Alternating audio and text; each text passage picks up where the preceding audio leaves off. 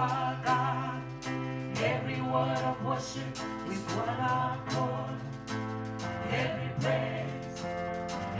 praise is to our God. Sing hallelujah to our God. Glory, hallelujah is to our God. Every praise is to our God. One more time, every praise. Every praise is to our God. Every word of worship with one accord. Every praise is to our God. Sing hallelujah to our God. Glory, hallelujah is to our God. Every praise is to our God. God, my Savior, God, my healer, God, my deliverer. Yes, He is. Yes, He is. God, my Savior, God, my healer, God, my deliverer. Yes, He is. Yes, He is.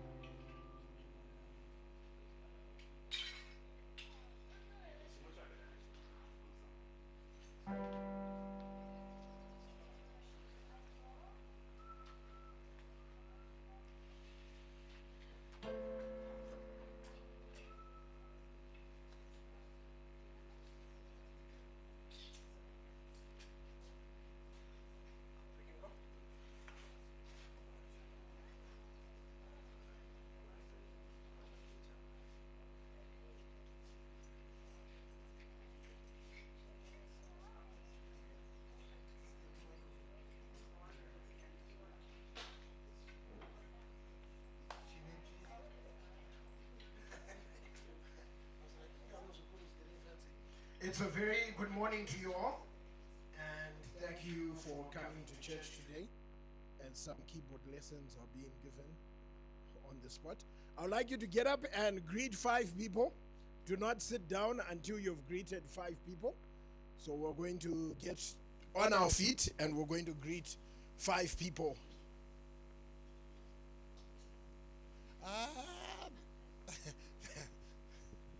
Hello, Nancy. Nancy, you never greet me, Nancy. Nancy, member of Masasa. Hello. Please greet 5 people. Do not pass go. Do not collect. Sit down, take a check. Sorry. Do you know, how are you?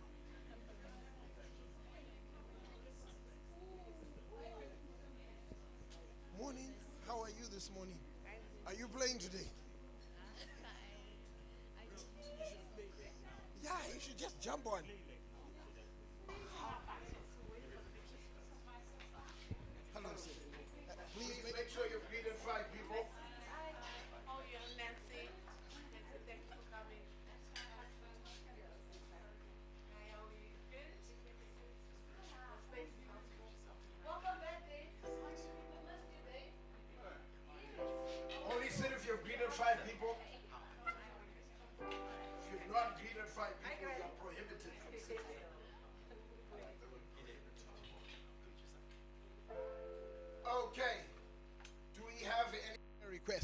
this week? Well, surprise, Rudairo. What's your prayer request?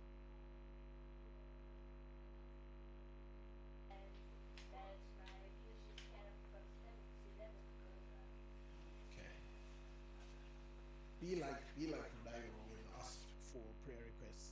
Okay? So the last week of holiday lessons and prayer for her as she goes to leadership camp. What school are you at? Eagles Fair. Eggs for sale is what we used to call them. Okay? Yeah. We were rifles with Eagles Fair. Anyway, any other prayer requests? Any other prayer requests? Don't be shy. If you need encouragement, talk to Rudairo. Any other prayer requests? Okay, prayer of thanks. Okay. 3 stripes for driving. Okay.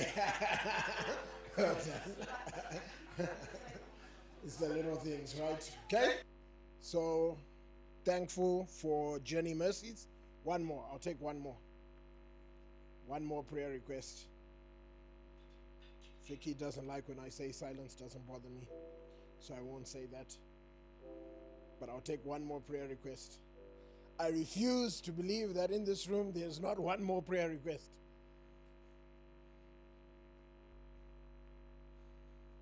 Everything in your lives is just going so well as you live in Zimbabwe, this majestic land. Nothing is wrong. You have no problems.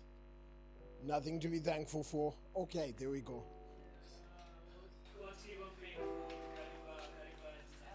Okay, all right. What number are they at? I left at 97. Okay, 97. All right, so we have 3 prayer requests. Prayer number 1, I'm going to ask the teacher, Vicky, if you can pray for Rudairo, who has 1 more week of holiday lessons and then has leadership camp with the Eagles Fair. Rudairo, yes. I'm going to have, who am I going to have? Kuziva, you are going to give a prayer of thanks for the Drury and slaves for safe travels, thankfulness for safe travels as they went to Vumba and coming back. So you're going to pray for that. And Madam Nancy, you knew it was coming. Well done. I'm glad you knew. You're going to pray for the victims of the Kariba disaster and everything going on there. So we'll pray in that order. Let's go to the Lord in prayer.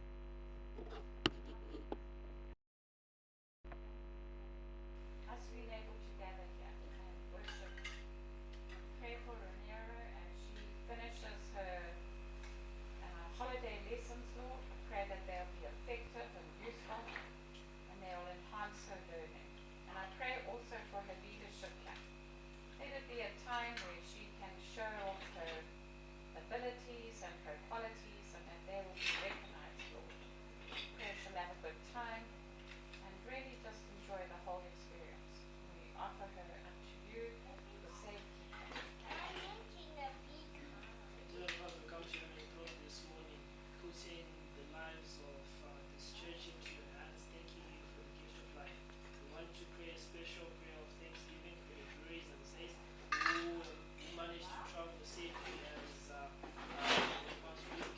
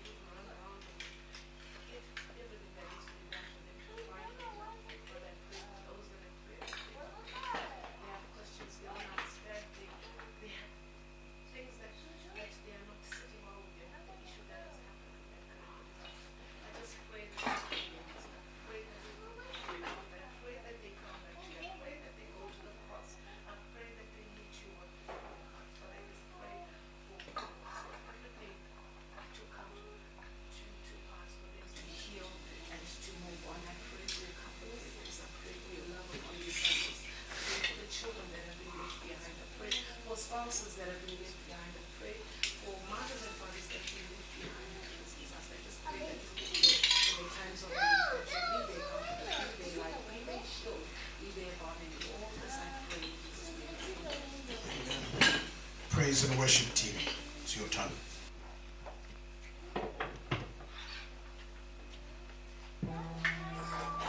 God is good. And all the time. Shall we stand?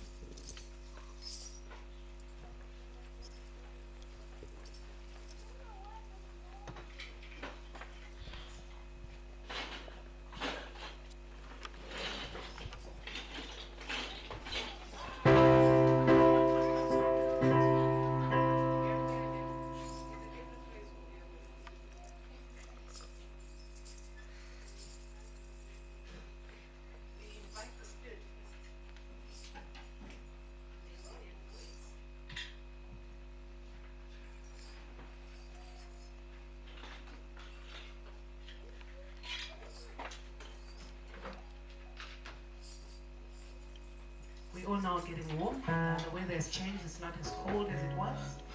So I'm sure we all can loosen up a little bit. Clap your hands. If you don't know the song, just follow through the lyrics here. And just take this time to be in praise with. It's about you and God. Okay?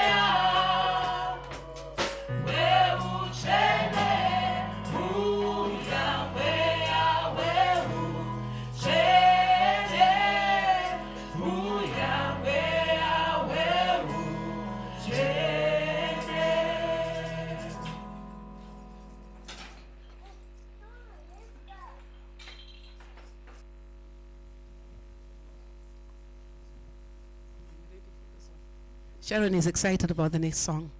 So I'm sure she's going to push it out. So guys, listen up. Let's sing together. Let's do this together. Let's send that sweet aroma to the Lord with earnest hearts and open minds and freedom. You need to be free when you're doing this. You can't think of your troubles. You can't think of that money that you have been trying to hustle, or that rent that you're waiting for, that salary that hasn't come in. Don't worry about that. God is got it covered. So shall we praise?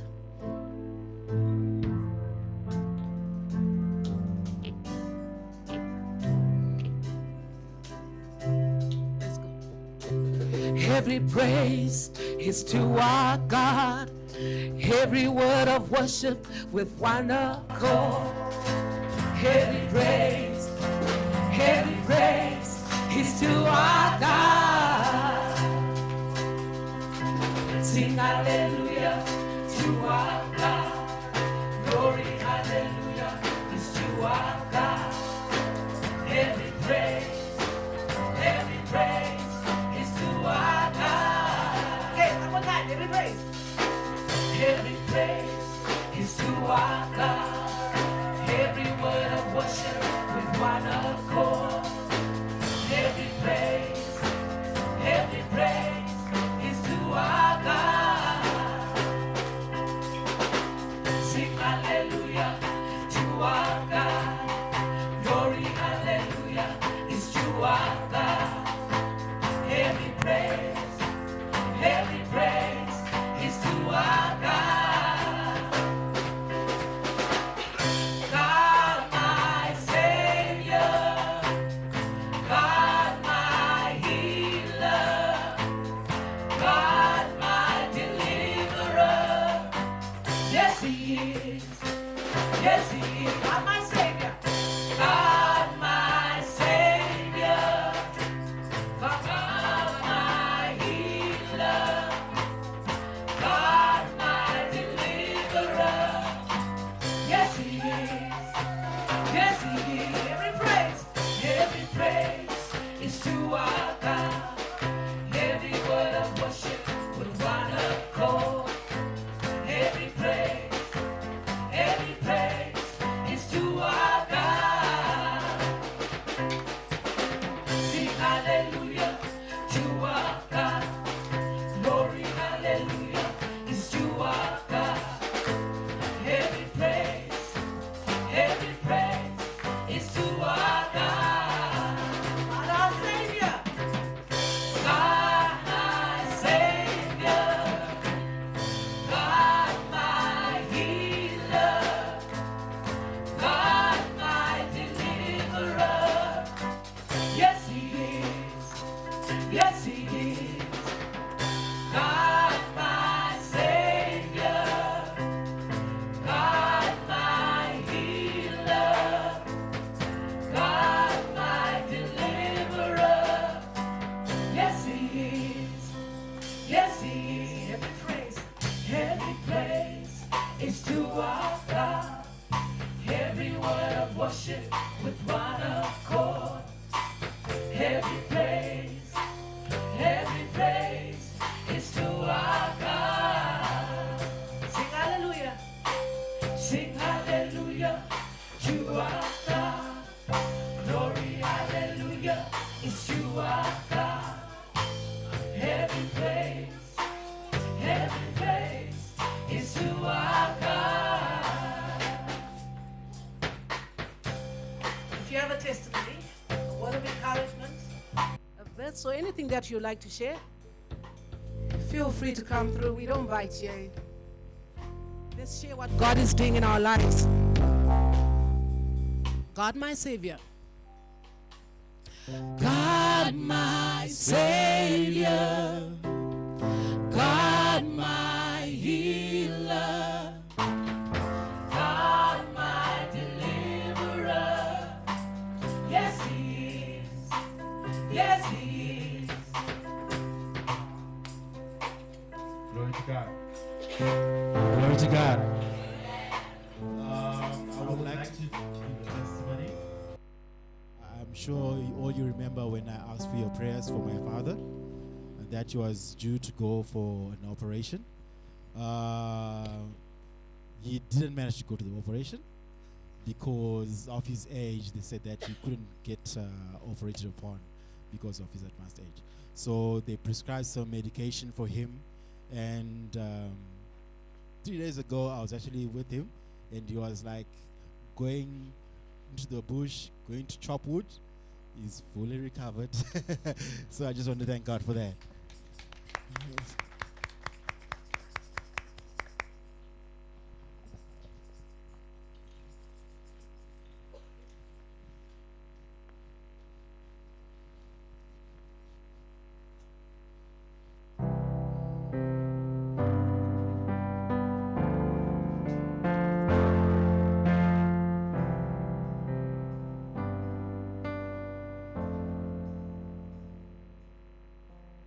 Light of the world, you step down into darkness.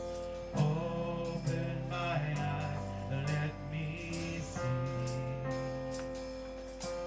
beauty that makes this heart adore you.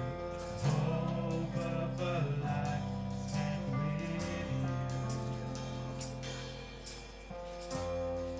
So here I am to worship, here I am to bow down, here I am to say that you're my God.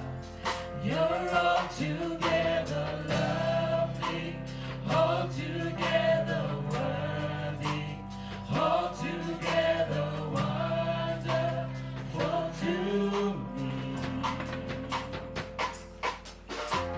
King of all days, oh so highly exalted, glorious in heaven above.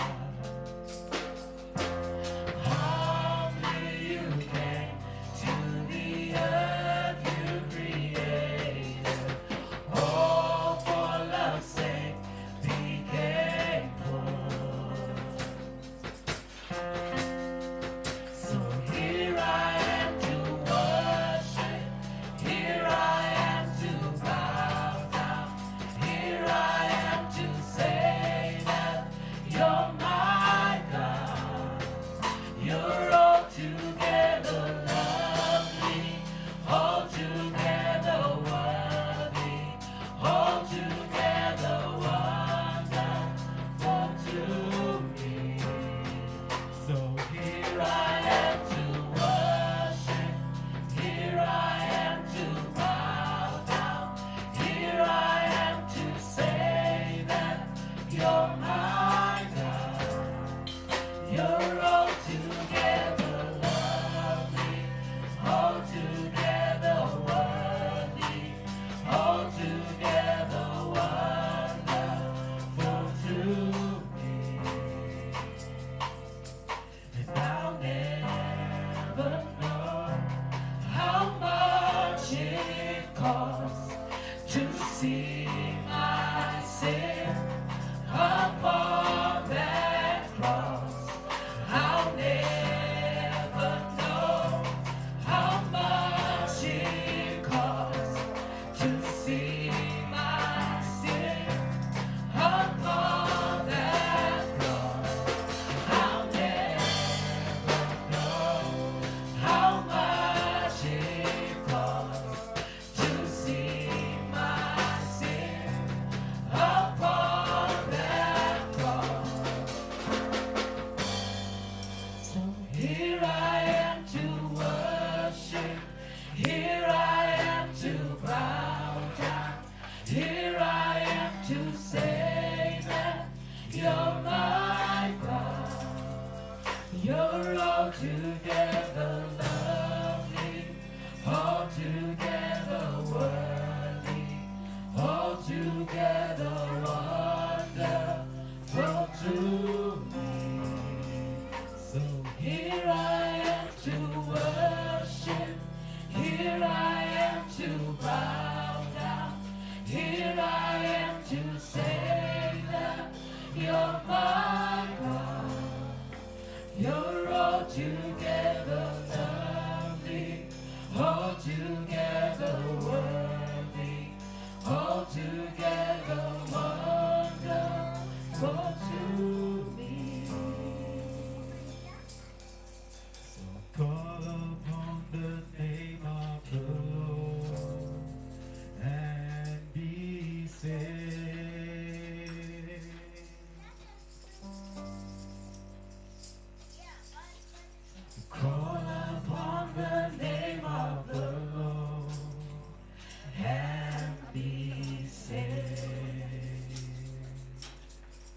call on to the Lord together. So won't you call upon the name of the Lord and be saved? Thank you, Jesus. Won't you call upon the name of the Lord and be saved? I'll never know. I'll never know how much it costs to see my sin upon that cross. I'll never know how much it costs to see my sin upon that cross. Here I am to worship, here I am to bow down, here I am to say that you're my God. You're altogether lovely, altogether worthy, altogether wonderful to me.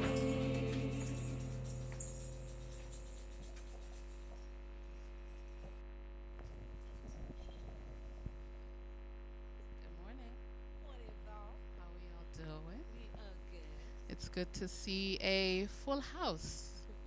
Okay, so I'm going to just start off with something random. God is good All the time. all the time. God is good. Okay, so my testimony is actually pretty funny to me. So this week I had a specific note. And you know, we all get to a point in the month or in life when we're counting the dollars and saying, yeah, the next paycheck or the next, invoice is going to get paid on this date. Oh, I'm running low. I now need to start, spending a little less until the next thing comes through. So I had a specific note. And this entire week, I was trying to pay for something with this one note, and no one would accept my money.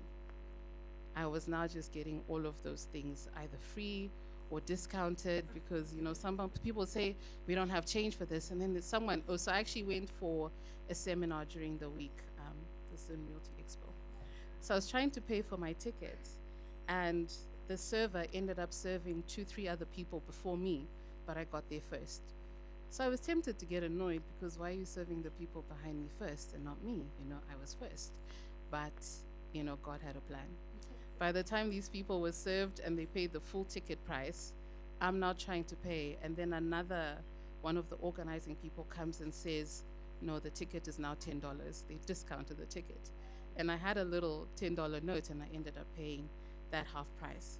And the rest of the week, every time I'm trying to use this money, you'd bump into a friend, no, I got the bill, I've got this, I've got this, I've got this. So I ended up laughing and saying, okay, God, I see you. I see you working in the little things. And it reminded me of the story of the widow of Zarephath when the prophet Elijah showed up.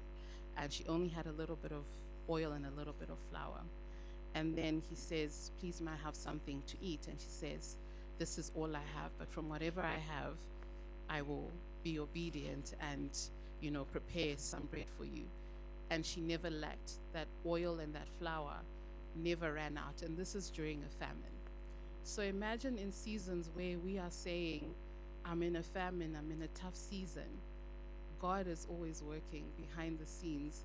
And a lot of it is dependent on our obedience to say, I'm going to obey God. I'm going to do this in that season. And a lot of the things that I was trying to do were within the Christian space when I was trying to pay for all of these things, but someone would just show up. And for me, it's just a lesson in trusting God and in being obedient to that still small voice that we're always talking about, because I could have chosen to not hear or not to see that God's hand was moving in my life. So this is a challenge to us to say, in what spaces in our lives is God showing up in a quiet, soft way and we are missing it? Can we spend more time really looking and seeking to find God in everything and bringing God into everything. So many times Nancy was talking about how we hustle and go about our day trying to get the next check, trying to make sure things are done, but where is God in that? When we invite God into everything and we submit and we place it all into his hands, God does what he does best. He is Jehovah Jireh, the Lord who provides. He is Jehovah Rapha, the Lord who heals.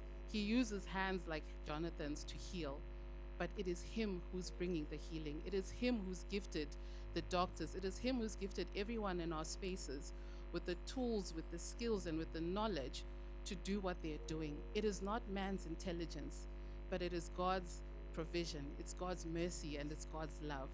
So, yeah. All right, let us pray. Dear Lord, we come before you this afternoon, this morning.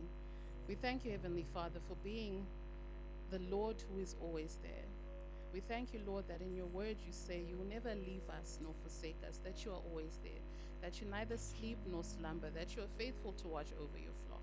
And you say that I am that I am. You are the God who provides. You're the God who heals. You're the God who sees. You're the God of mercy, Heavenly Father. So we thank you, Heavenly Father, that you're always there in every season and you show up just at the right time. Sometimes we say, you know, things are late, things are delayed, but in you, you say, trust, wait, the vision is coming through. It may tarry, but it will surely come to pass. As long as we trust in you, as long as we submit and place it all in your hands, Heavenly Father. It is not our intellect nor our intelligence, Heavenly Father, that has got us this far. It is your love, it is your mercy, and it is your provision. So this morning, Heavenly Father, we come before you, thanking you, Lord, thanking you for that provision, and thanking you, Lord, that even in our foolishness, Heavenly Father, you stay true to who you are. There's nothing that we can do, Heavenly Father, that'll change your love for us. Even when we are in our season of being lost, Heavenly Father, you are there. You are there holding us up. You are there waiting for us, Lord, to turn around and to come back to you and to call on your name. And Heavenly Father, as long as we keep our eyes fixed on you, Lord, you are at work in our lives. As long as we choose to trust in you, Heavenly Father, and to submit it all to you, we know, Heavenly Father, that you will bring it all to pass according to your will, according to your glory, and according to your plans for our lives. In Jesus' name we pray. Amen.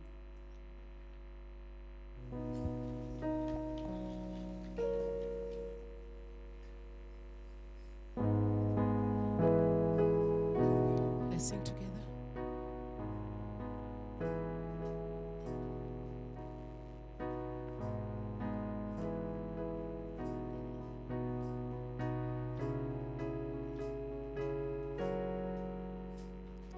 Water you turn into wine. Open the eyes of the blind. There's no one like you. None like you. Into the darkness you shine. Out of the ashes we rise. There's no one like you. None like you. Our God is greater. Our God is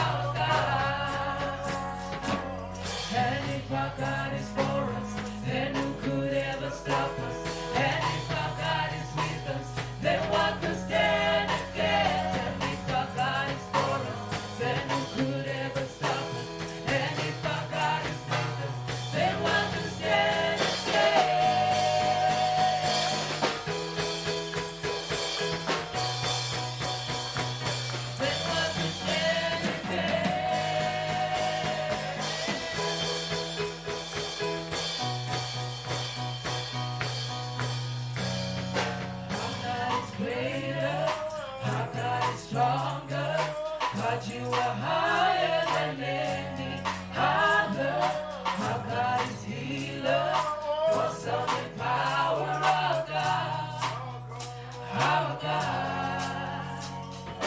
Our God is greater, our God is stronger, God, you are higher than any other.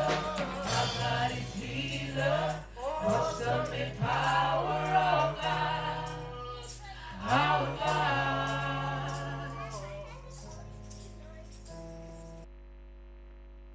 If you got a word that's on your heart, you holding it back, please come through.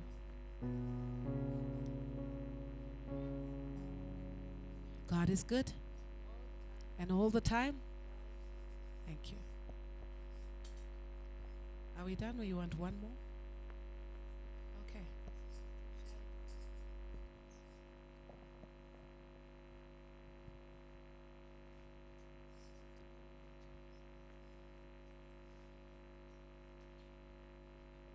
You want to go slow, or you want to?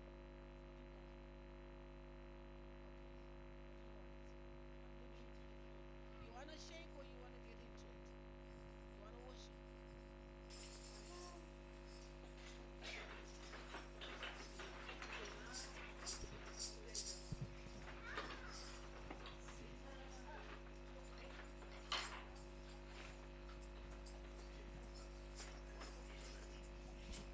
Good morning, church.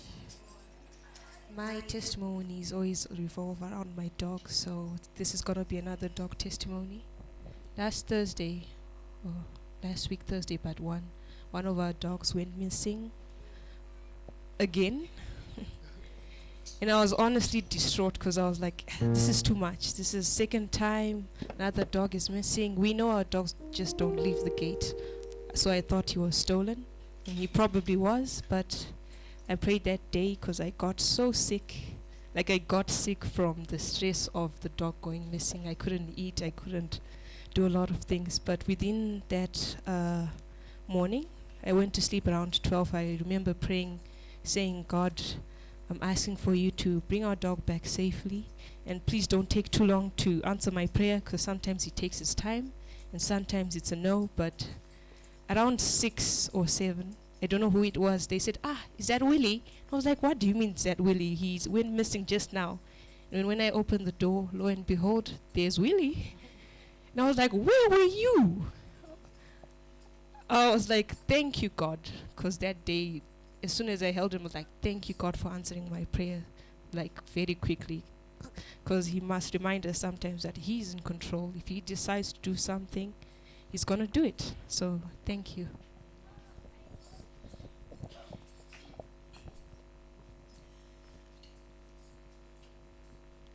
Tona mata zitarenyu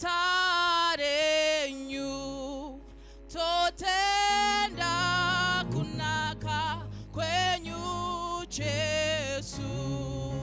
Tona mata zitarenyu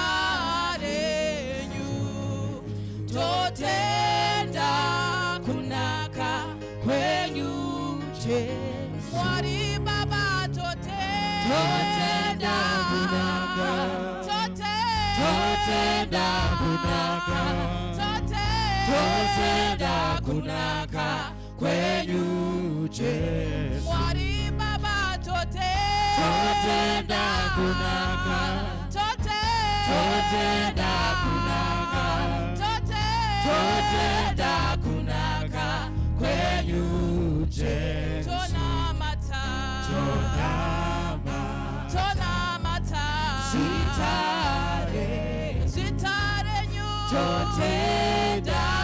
kunaka kwenyu Jesu. Tonamata sitare nyu totenda kunaka kwenyu Jesu. Mwari baba totenda kunaka, totenda kunaka, totenda kunaka kwenyu Jesu. Hallelujah, totenda kunaka. Totenda kunaka. Totenda kunaka. Kwenyu Jesu. Tombera. Sitare. Totenda kunaka. Kwenyu Jesu.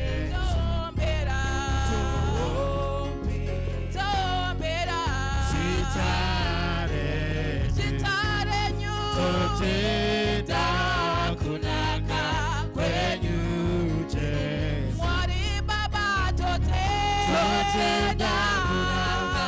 Totenda kunaka. Totenda kunaka kwenyu Jesu. Hallelujah totenda kunaka. Totenda kunaka. Totenda kunaka kwenyu Jesu. Father, we thank you this morning.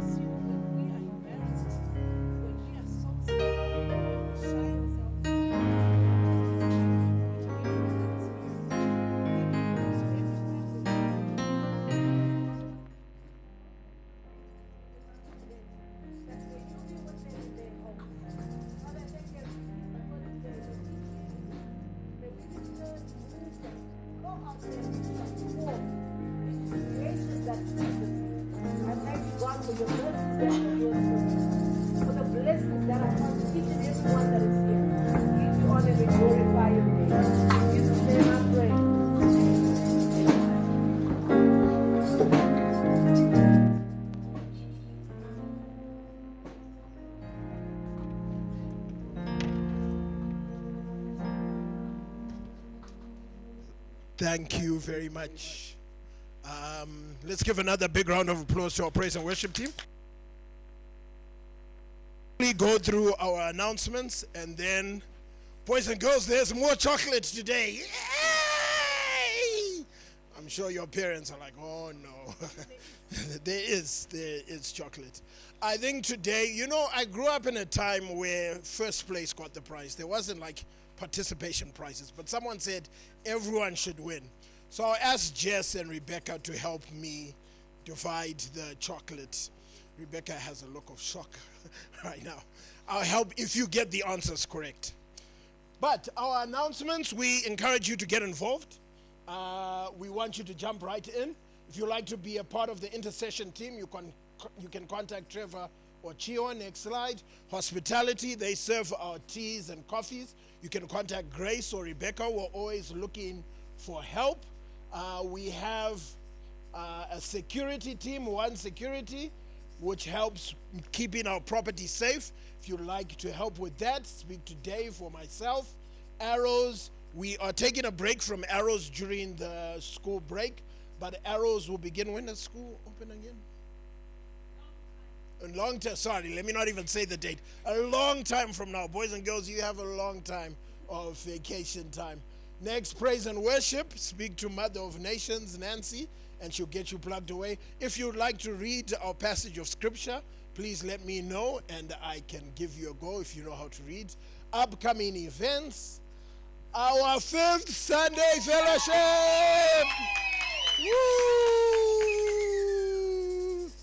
You know, I was watching a documentary on Usain Bolt, and like he was Mr. Arrogant, like but it was, what a part of it, what I think it was when he was showboating and doing the lightning bolt and all of that, he was making sure that, if I lose this race, people are going to laugh at me and it's not going to be pretty. So I am telling you now, this is going to be epic. This is going to be epic. Games you have never seen before in your lives. The gentlemen are ready to take on the ladies in tug of war. We have a game called Bigfoot, Jenga, Snakes and Ladders, all sorts of games. Like, you are going to have a fun time. So for those of you who are visitors, on our 5th Sunday, we don't come to the main main hall, we actually go to somewhere fun. So this time we're going to Botanical Gardens on the church. We're going to have picnic food, okay? Vicky told me that there's no braai at a picnic. You don't bring a braai stand to a picnic. I'm learning white people picnic. So please bring finger food. The church will provide some, but it would be nice if you brought some finger food, bring and share. And we are going to have a great time. Last week, Trevor prophesied saying there are going to be many more people than usually come to the church service. That was his prediction for next week. So we've got to make sure it comes true. He says we're going to double our regular church service numbers. So 30th of August at Botanical Gardens, free of charge. I'll give you the code words to come in at the gate, and we'll have a lot of fun on the 30th of August. If the offering basket, I didn't see it. If someone could get the offering basket. We're going to have our tithes and offerings, and then we're going to continue in the book of Joel. Boys and girls, if you can come to the front. Today we'll share our prize if we get it correct. There is chocolate, Bex, and just be on standby. Okay, here we go. Are these all the boys and girls? Don't be shy. You can sit on the carpet. Boys and girls, I have chocolate. Michaela's thinking twice. She's like, what did you say? There is chocolate. Today, everyone's a winner. Okay, boys and girls. The first one's a hard one. Last week, I asked you to name 10 of the plagues that happened in Egypt. And if you remember correctly, we tried and tried, even with the help of the grown-ups, and we got 9 of them. Did anyone go back and do their homework to figure out which plague we forgot? Which plague didn't we get?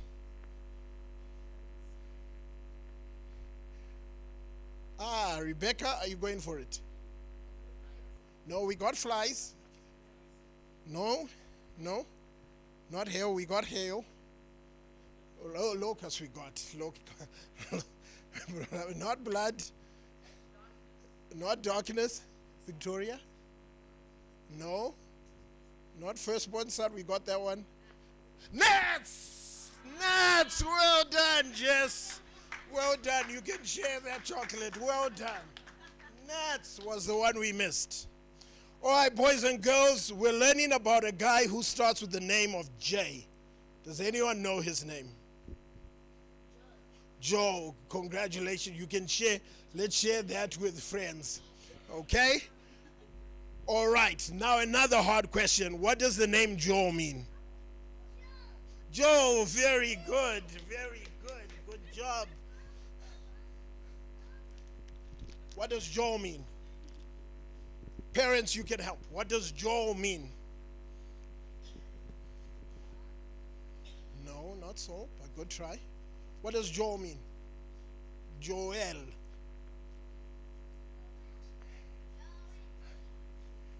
Parents, this is where you help the kids. This is where you come in. I did talk about this last week. What does Joel mean? All right, I will save that chocolate. I'll save that chocolate. Joel means Yahweh is God or the Lord is God. Okay? I'll ask again, I promise you. Now, boys and girls, have any of you heard a story that you got from your grandmother or grandfather? A story that was passed down to you. A story you got from a grandmother or grandfather. No pressure. Here we go. Tell us the story. This one was the story of Jesus' crucifixion. I'm not sure if that was a word. But so there were a group of people, I forgot the name, who disliked the fact that Jesus was getting all the attention. So they wanted to do something about it. So they tried to arrest Jesus, and they succeeded with arresting him. And I think it was the judge who decided to crucify Jesus. So then Jesus had to carry the cross to the area where he was crucified. And then he put on a crown of thorns. I don't know if this is in the correct order. Correct me if I'm wrong. So then he put the cross down. Then he was nailed onto the cross. And here's the famous quote: "Father, forgive them. They don't know what they're doing." So, and then he died on the cross for all of our sins. What happened after that? I don't remember. Let's give her a big round of applause. Who taught you that story? Who passed down that story?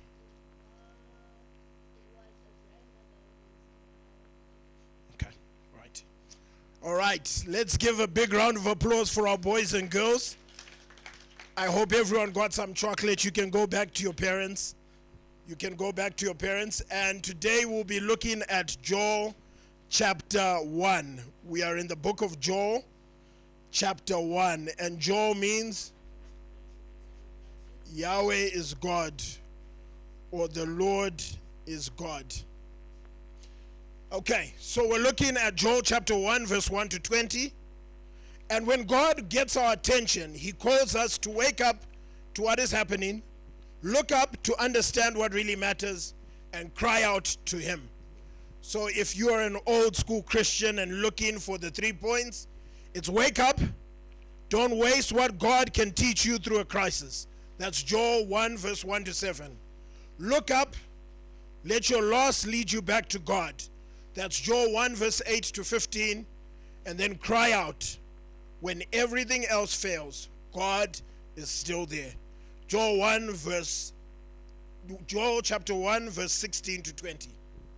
So when our life gets interrupted, today we come to Joel chapter 1. Last week we introduced this remarkable little prophetic book.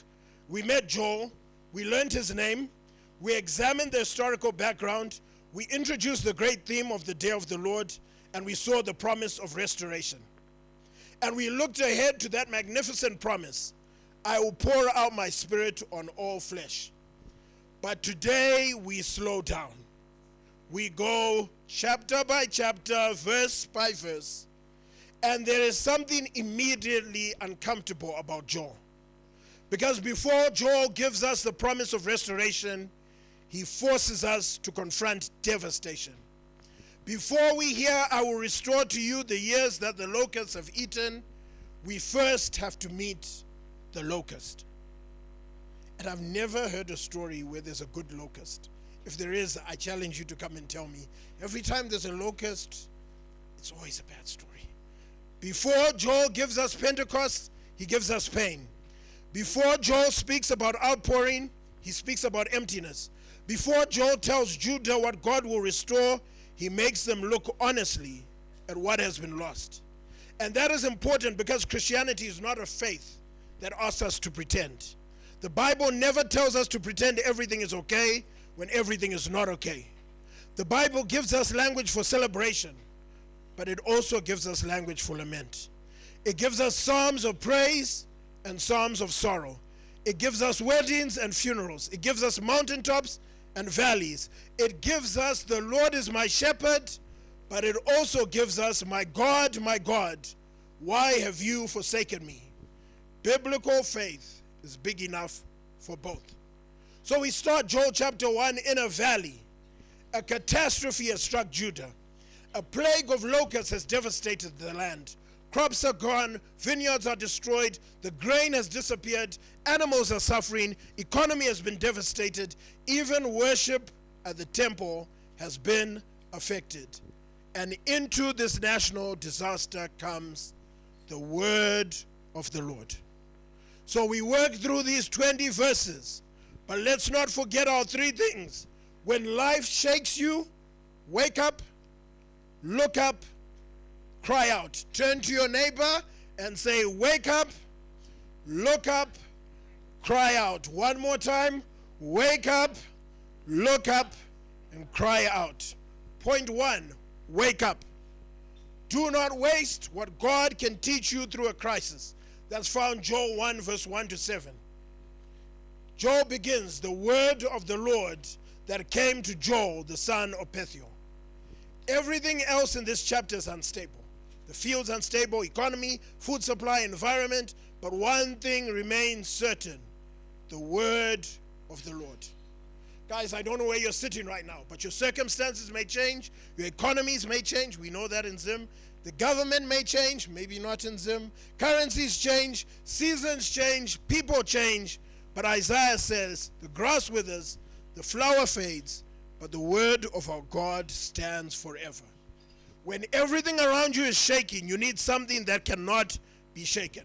Guys, Joel doesn't come here with his personal opinions. He doesn't come here with motivational philosophy. Verse 1 says, the word of the Lord came to Joel. The authority of the prophet is not in the brilliance of the prophet. The authority of the prophet is in the source of his message. And he says in verse 2, hear this, you elders, and give ear, all you inhabitants of the land. Hear, give ear. In other words, pay attention. Something has happened. Don't just survive it, learn from it. Tell your children. Verse 3, we just learned from Rodairo.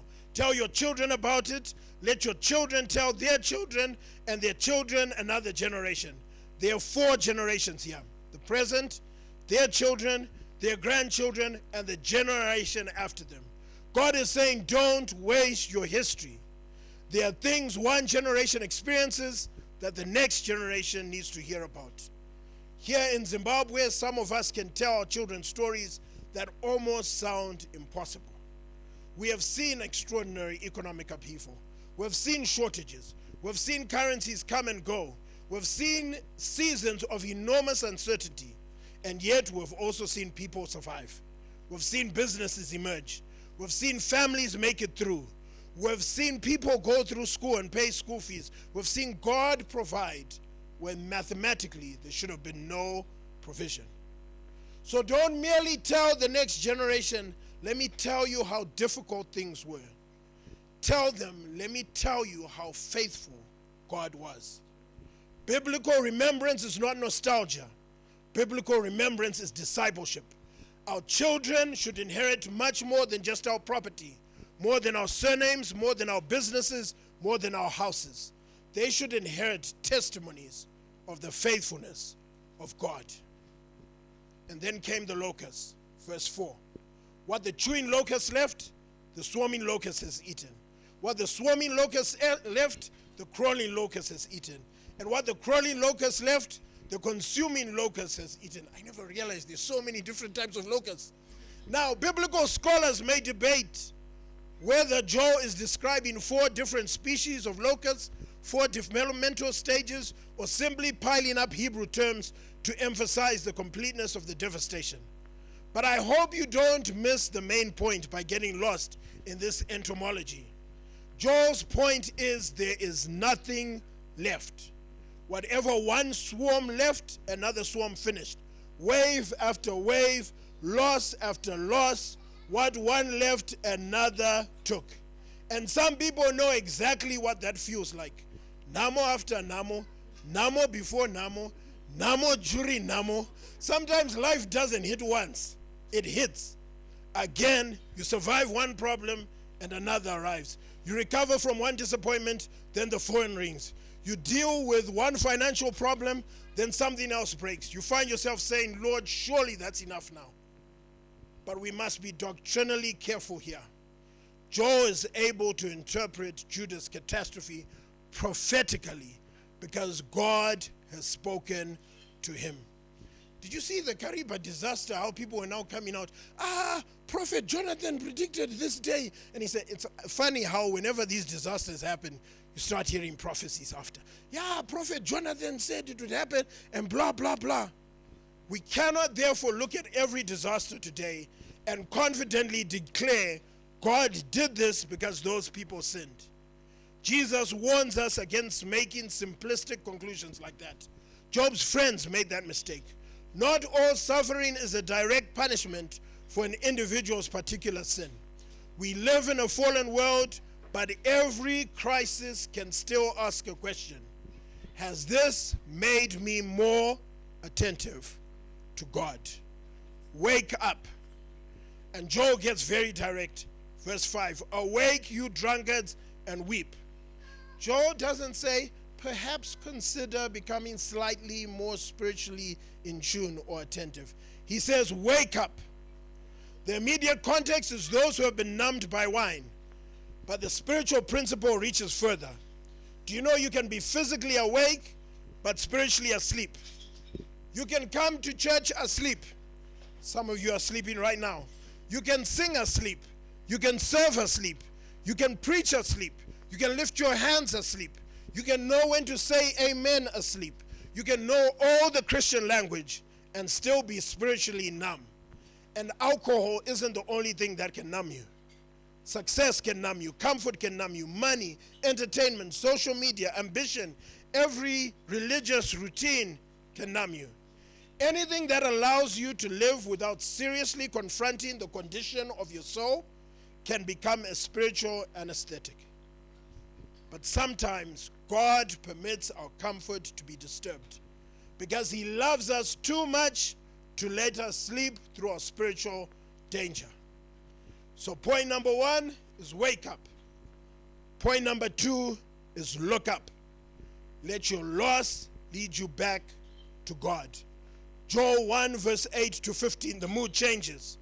Verse 8, lament like a virgin girded with sackcloth for the husband of a youth. Verse 9 tells us that the grain and drink offerings have been cut off. Verse 10, the field is wasted, the land mourns. What extraordinary language. The land mourns.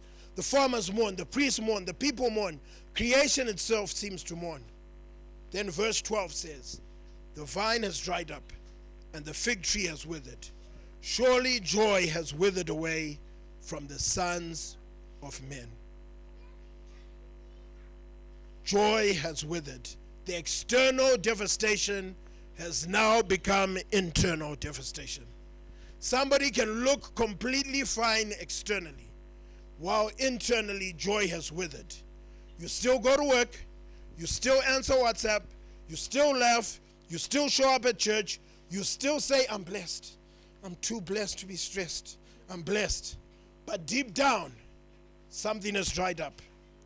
Joel teaches us that God cares about that too. Christians are allowed to lament. This is something the modern church struggles with.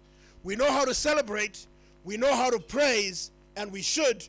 We know how this is the day that the Lord has made, amen. But biblical Christianity also knows how to weep. Guess who wept in the Bible?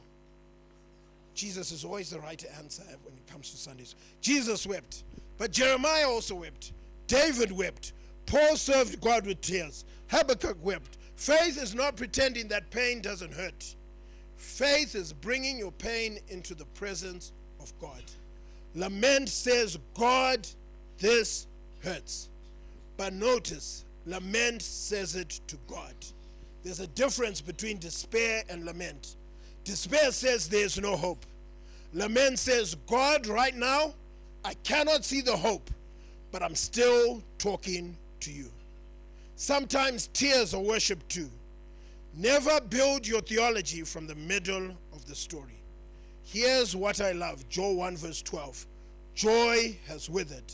Later on, and Trevor will touch on this, 2 verse 23 says, be glad then, you children of Zion, and rejoice in the Lord your God.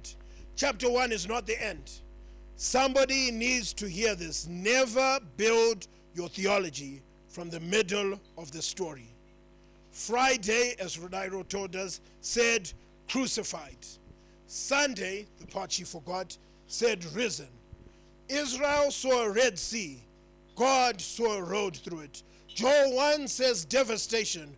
Joel 2 will say restoration. Your present chapter is not necessarily your final chapter. And then look up. The priests are called to pray. Now Joel turns his attention to the priests. Verse 13. Gird yourselves and lament, you priests. Wail, you who minister before the altar. And then come lie all night in sackcloth, you who minister to my God. Where does awakening begin? At the altar. Before Joel addresses the nation, he addresses God's people. Before the congregation is gathered, the spiritual leaders are called to prayer. Spiritual leadership is not primarily about titles and spiritual fathers and this apostle, blah, blah, blah. It isn't about platforms. It isn't about microphones or reserved seats. Spiritual leadership means when everybody else is asleep, somebody must be at the altar. When families are struggling, somebody must pray. When young people are losing direction, somebody must pray. When marriages are under pressure, somebody must pray. When Harare needs God, somebody must pray. And revival rarely begins with God's people pointing fingers at everyone else.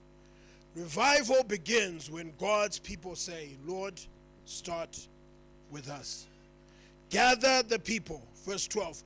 Consecrate a fast, call a sacred assembly, gather the elders and all the inhabitants of the land into the house of the Lord your God, and cry out to the Lord.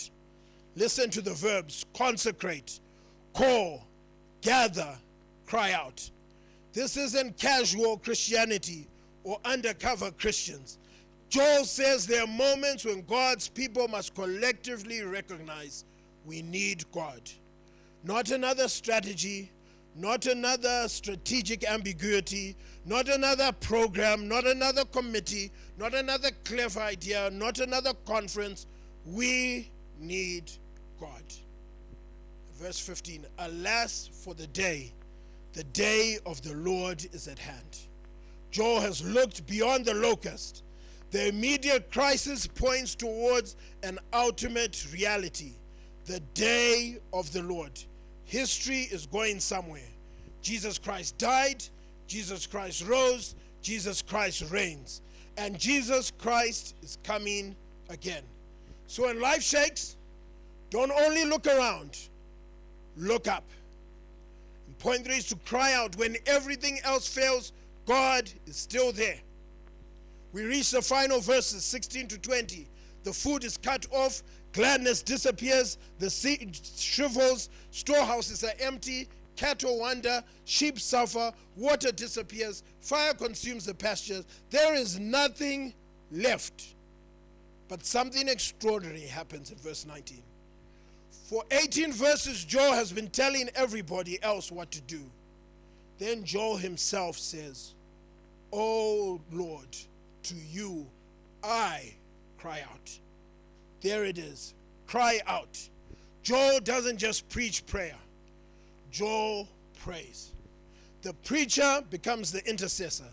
The theologian becomes the worshiper. The prophet who had been telling everybody cry out now says, "O Lord, to you I cry out." Oh, one church, there comes a point where theology must become prayer. There comes a point where sermons must become prayer, where analysis must become prayer. There comes a point where you stop merely talking about God and start talking to God. Notice what Joel does not say. He doesn't say, "Oh Lord, I understand everything." He doesn't say, "Oh Lord, I know exactly why this happened." He doesn't say, "Oh Lord, I know how we're going to fix this." He simply says, "Oh Lord, to you I cry." Guys, sometimes the most powerful prayer isn't sophisticated. Sometimes Jesus help me is enough. Shortest prayer in the Bible, Peter anga kunyura kananda nyura.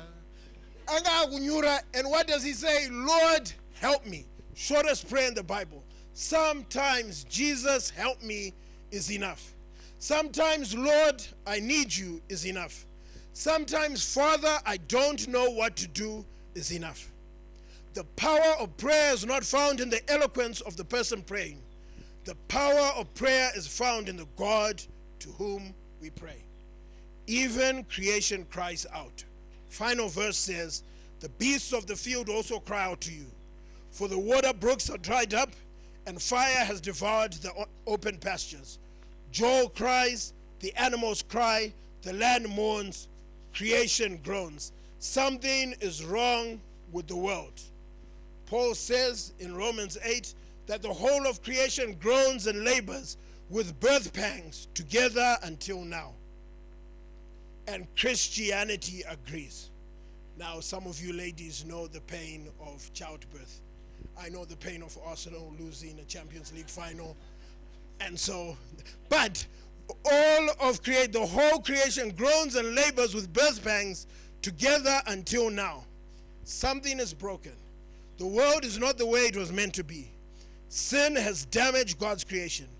Humanity is fallen. Creation groans. We groan. But guys, Romans 8 doesn't end with groaning. And Joel doesn't end with chapter 1. The locust doesn't get the last word. Before we close, Joel ends chapter 1 without the situation being fixed. Read it carefully. At verse 20, the locust damage is still there. The fields are still empty. The streams are still dry. The storehouses are still desolate. The animals are still groaning. Guys, at the end of Joel chapter 1, nothing has changed except the direction in which Joel is looking. At the beginning of the chapter, everybody is looking where? At the devastation. But by verse 19, Joel says, "O Lord, to you I cry." Sometimes the first miracle isn't that God immediately changes your circumstances. Sometimes the first miracle is God changes the direction of your heart. From the problem to his presence. From fear to faith. From self-sufficiency to dependence. From looking around to looking up. The prophet Joel hasn't seen restoration yet, but he knows where to turn. And church, that is faith. Faith isn't praising God only after the rains fall. Faith calls on God while the ground is still dry. It isn't worshiping only when the storehouses are full. Faith worships when the storehouses are empty. Faith isn't saying I trust God because I understand. Faith says I don't understand, but I know where to cry.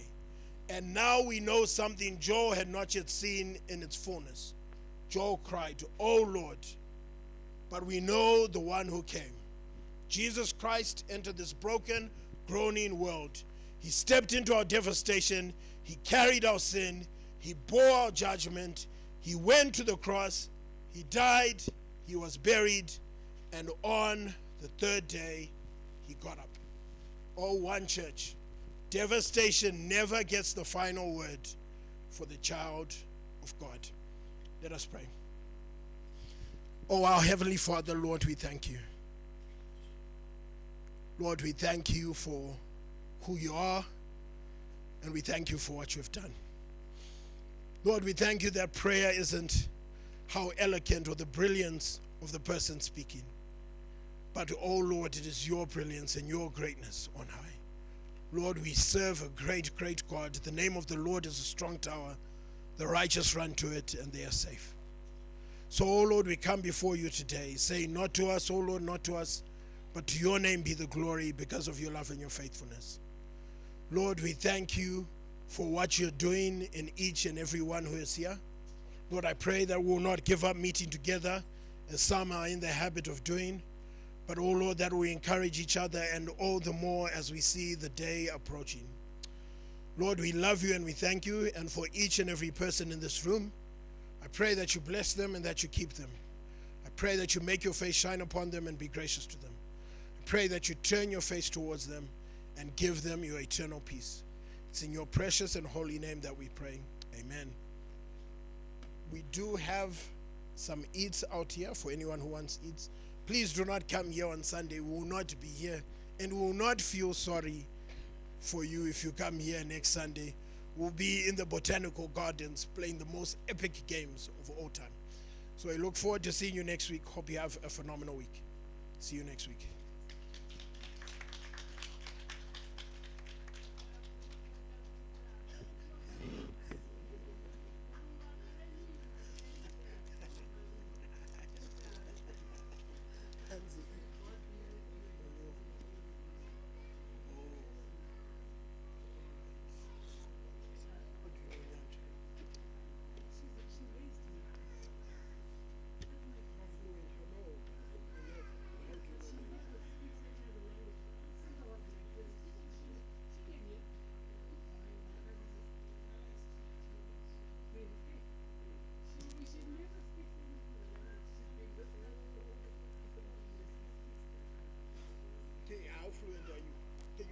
conversation.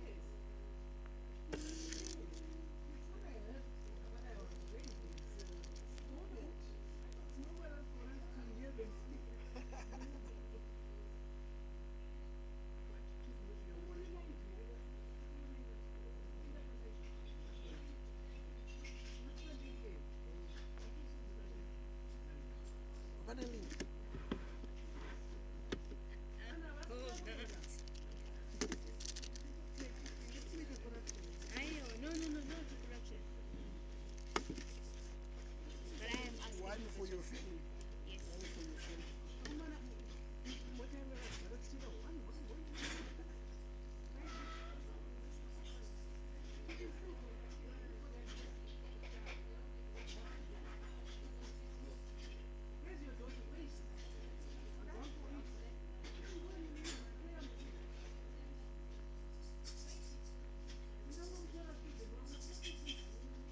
family.